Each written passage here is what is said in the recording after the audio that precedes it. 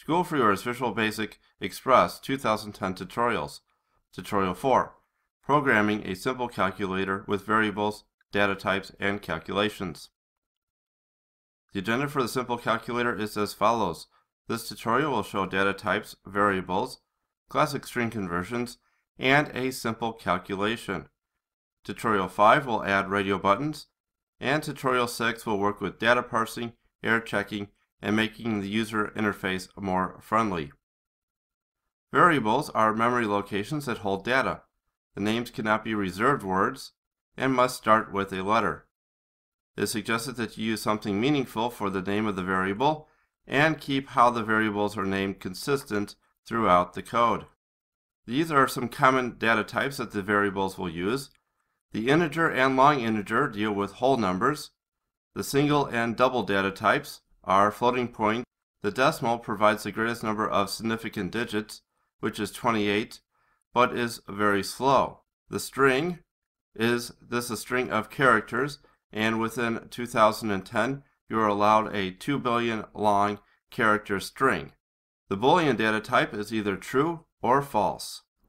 I've already created a new application, so first thing I'm going to do is change the properties of the form. I'll go to text and put in simple calculator.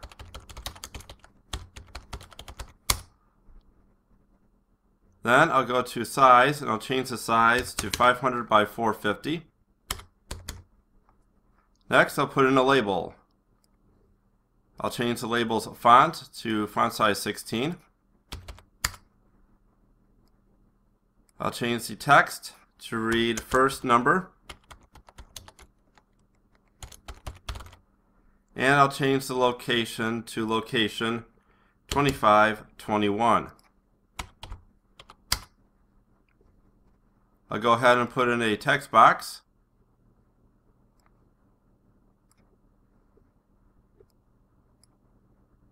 Change the font size to 16. And I'll also change the name of the text box to text box num1 for the first number.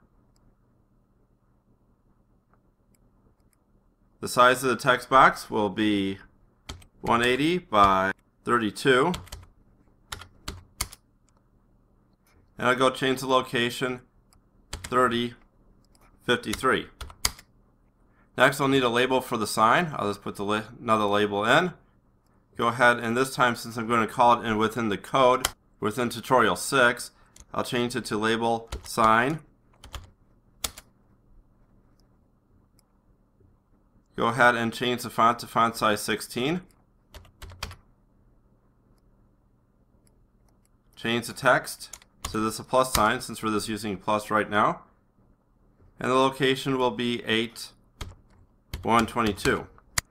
Moving on, I'll go add a label to our second number. Go ahead, change the font size again to 16. The text will be second number.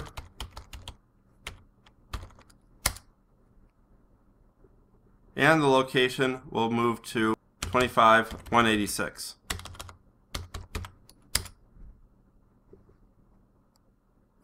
Another text box for the user to enter in the second number. Change the name to text box num2. The font again will be font size 16. Location will be moved to 3218, and I'll adjust the size 180/32. Next we'll need to place the answer, so I'll just put the answer within a label. Bring the label down, and I'll call the label answer. Font again will be font size 16. The location will change to 25 to 85. Next, put in a button for submitting the information. So I'll change the button's name to button submit.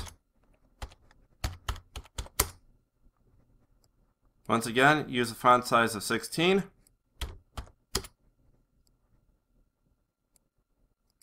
Location would be 30,350, and the size 127 by 60.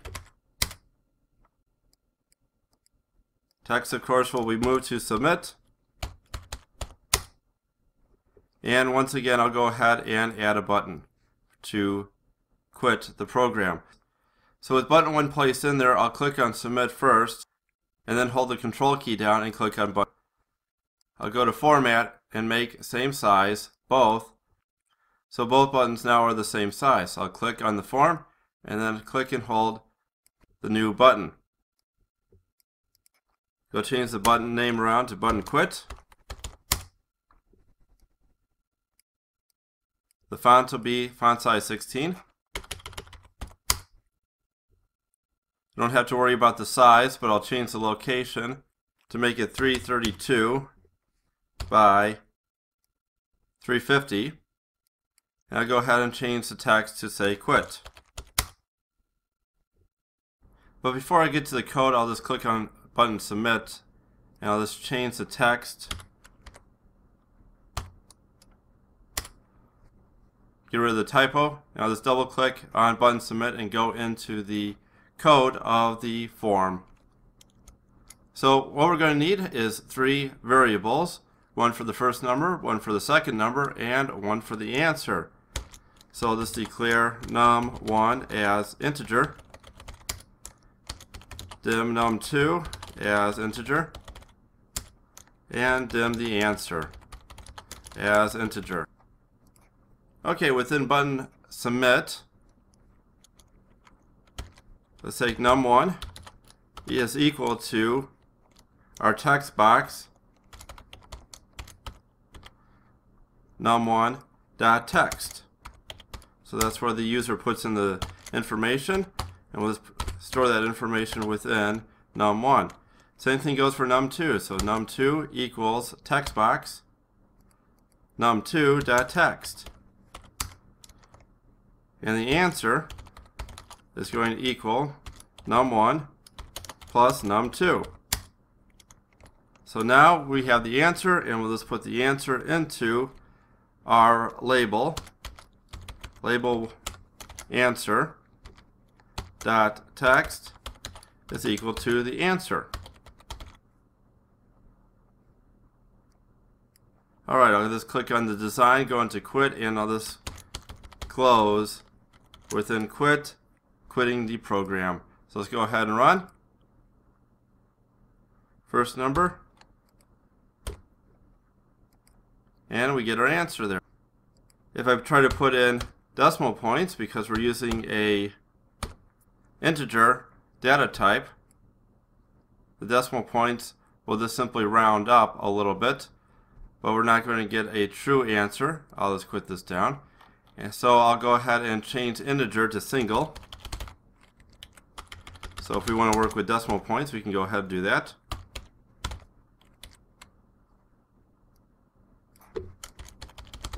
There we are. Go ahead, run. First number, put in some decimal points, and we get a correct answer with decimal points using the single data type. Now a couple of you are probably looking at this and saying, well, wait a minute here. We have num1 is single, but this text here is a string. So we're putting a string into a data type single. Normally we would get an error. And yes, in the past you would have, but with 2010, this is no longer a problem. So here, in the old way, we would have to convert using the val function. So we would convert the text into a value. So we could place it within a number type data type.